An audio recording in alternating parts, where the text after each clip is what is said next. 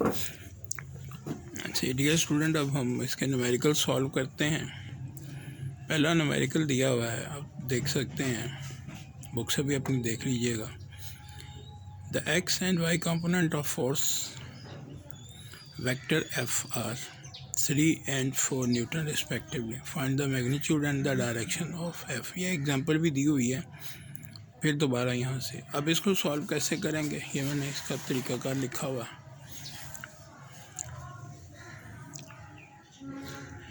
तरीकाकार x component 3 है, Y component 4 है। मैग्नीट्यूड निकालने का तरीकाकार F is equal to F x square plus F y square whole under root. इन वैल्यूज़ को यहाँ पर पुट करें, अंडर रूट लें, आंसर आ जाएगा। थीटा कैसे निकालना है, tan inverse F y over F y और एफ एक्स को डिवाइड करें और उसका tan इनवर्स करें, थीटा आ जाएगा आपके पास। ये आपने ख़ुद कैलकुलेट करना है। उसके बाद 2.2 है आपके पास, न्यूमेरिकल है। उस न्यूमेरिकल के अंदर वो आपसे ये कहता है 2 forces 8 newton and 5 newton are acting on a body at 120 degree with each other. Find the magnitude and the direction of their resultant. तो ये दो फोर्सेस के दरमियान एक एंगल है, तो ये लॉ ऑफ पैरेललोग्राम का न्यूमेरिकल है। तो कैसे सॉल्व करेंगे, ये फोर्स है F1 और फिर आपके पास ये है F2, थीटा 120। ये law of parallelogram of forces का रिजल्टेंट कैलकुलेट करने का फार्मूला है F1 square plus F2 square plus 2F1 F2 cos theta and theta is equal to, यहाँ से आपको आंसर मिल जाएगा F का। थीटा tan इनवर्स F2 की वैल्यू 5 है, साइन थीटा 120 का है, F1 की कीमत 8 है, F2 की कीमत 5 है, कॉस 120 का। ये जो इसका आंसर आए इस सारे का, फिर आपने उसका शिफ्ट tan इनवर्स निकालना है, आपको एंगल मिल जाएगा। तो ये सेकंड क्वेश्चन हो गया। थर्ड क्वेश्चन है आपके पास 4 forces 10 newton 20 newton 30 newton 40 newton are acting on a body at an angle of 30, 40, 60 and 90 degree with the x-axis respectively. Find the resultant force. Find the resultant force. ये भी बहुत आसान है, ये addition of vector by rectangular components के फार्मूले से solve होगा। पहली फोर्स है आपके पास, पहली फोर्स है, इसको हम कहेंगे F1। पहली फोर्स है, इसे हम कहेंगे F1, एंगल इसका थीटा 1। दूसरी F2 angle theta 2, F3 angle theta 3, F4 angle theta 4। 10 Newton वाली का एंगल 30 है, 20 वाली का 45 है, 30 वाली का 60 है और 40 वाले का 90 है। सबसे पहले आपने रिजल्टेंट ऑफ एक्स कंपोनेंट निकालना है। सिग्मा यानी सिग्मा लिख लें, सिग्मा आर एक्स लिख लें या खाली आर एक्स लिख लें। ये आपने F1x 4 फोर्सेस हैं, F1x, F2x, F3x, F4x। ये क्या होगा F1 cos थीटा 1, ये क्या होगा F2 cos थीटा 2, ये क्या होगा F3 cos थीटा 3, ये क्या होगा F4 cos थीटा 4। यहाँ से आप वैल्यूज़ लगाएंगे। F1 की जगह 10 cos की 1 थीटा 1 की जगह 30, तब आप वैल्यू लगाएंगे 10 cos 30। फिर आप क्या करेंगे 20 cos 45। फिर आप क्या करेंगे 30 cos 60।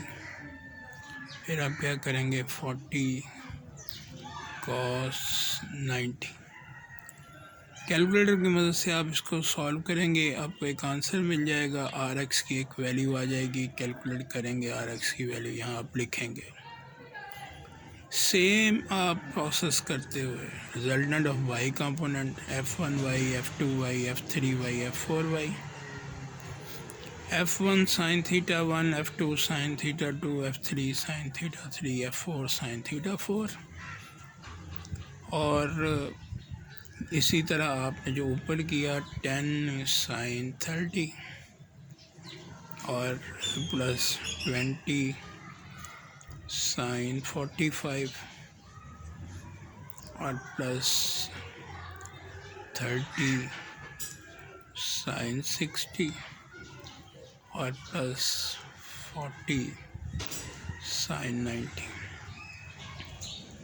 कैलकुलेटर को यूज़ करते हुए याद रखिएगा, पहले sin 90 निकालना है, फिर 40 से मल्टीप्लाई करना है। पहले sin 60 निकालना है, फिर 30 से मल्टीप्लाई करना है।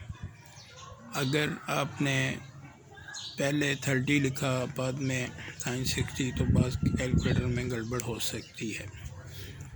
इसका आंसर निकाल लिया आपने, RX निकाल लिया, RY निकाल लिया। जब आपने RX और RY आपने कैलकुलेट कर लिया तो फिर आपके पास इसका आपने रिज़ल्टेंट निकालना है,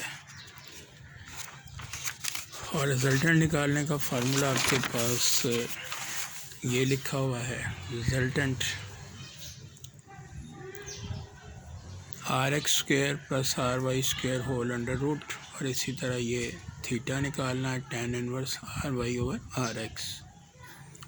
अगर RX और RY दोनों पॉजिटिव आते हैं तो थीटा पहले क्वाड्रेंट का है, और पहले क्वाड्रेंट का थीटा हमेशा थीटा ही रहता है।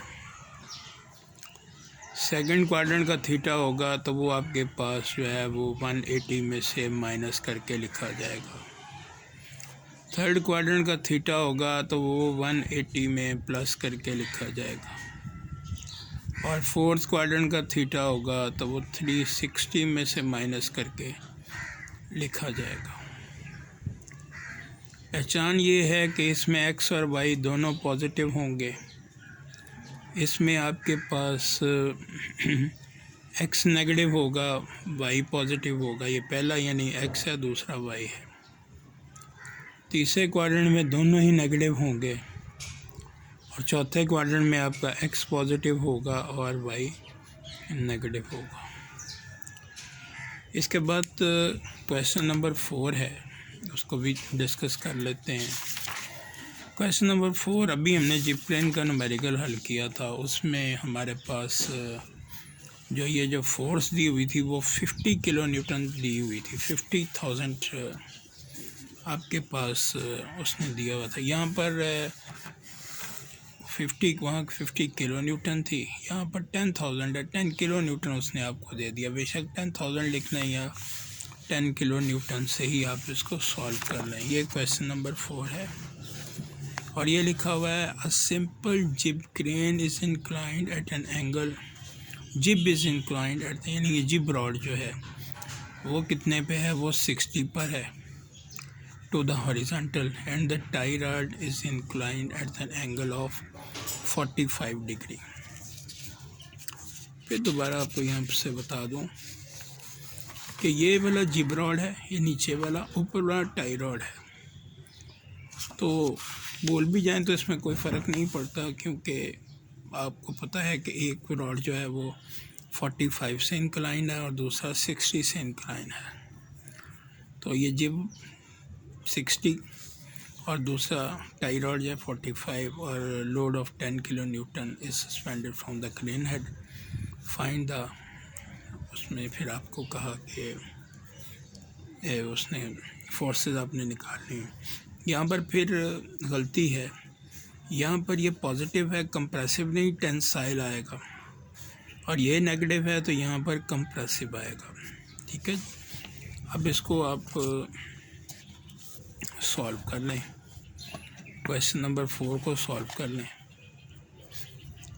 T1 नहीं पता, कैलकुलेट करनी है। T2 कैलकुलेट करनी है। T3 है 10 किलो न्यूटन, और इसी तरह थीटा 1 इसका, ये जो है पहला थीटा 1 और दूसरा टाई रॉड का एंगल जो है थीटा 1 और जिब रॉड का एंगल है 60। इसका एंगल कितना निकला? थीटा 1 है आपके पास 45। आपको बताया कि ये एंगल कौन से क्वाड्रेंट का है, ये थर्ड क्वाड्रेंट का एंगल है, और थर्ड क्वाड्रेंट का एंगल जो भी होगा 180 में प्लस किया जाएगा। यहाँ ऊपर भी मैंने लिख दिया, लेकिन यहाँ पर एंगल ही यहाँ पर दिया ही थर्ड क्वाड्रेंट है। दोनों आपने बाहर की तरफ ले लेनी है, और ये टेंसाइल है। अगर आपका आंसर प्लस आता है तो ये टेंसाइल ही होगी, और अगर आंसर माइनस आता है तो ये आपके पास कंप्रेसिव होगा।